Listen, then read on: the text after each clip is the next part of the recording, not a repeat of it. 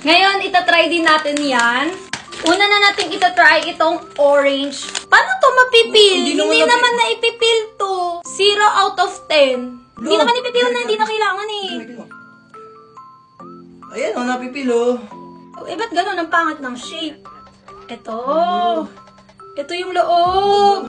And ito yung Meron? balat. Di naman ganito yung orange, dapat bilog. Oo nga. Pero tikman na natin. Masarap! Yung loob niya, pag kinagat mo, makakagat mo agad. And then yung balat, Chewy. chewy. Next, itong banana. Rate ko sa orange, 8 over 10. Masarap naman siya. Gango! Ito yung banana. Pipil natin siya. Yun. Ang hirap. Yan, ganyan. Ayun! Puti!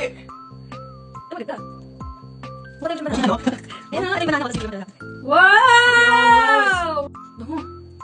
Ano na, magiging lang reaction ko. Sige, Masarap! 9 over 10. Masarap siya. Yung hindi pinipil. tingnan mo, kalahati. Yan. Ay, gawagin mo din mo. Next, mango. Kurutin mo, kurutin mo. Yun!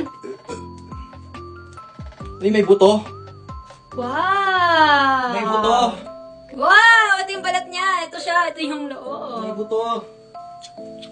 9 over 10. May aftertaste siya. 8 over 10.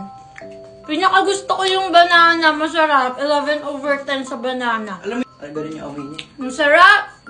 Mas gusto ko yung banana. Meron din itong grapes and peach. Wala kami nahanap. Pero for me, itong banana, 15 over 10. Yun lang.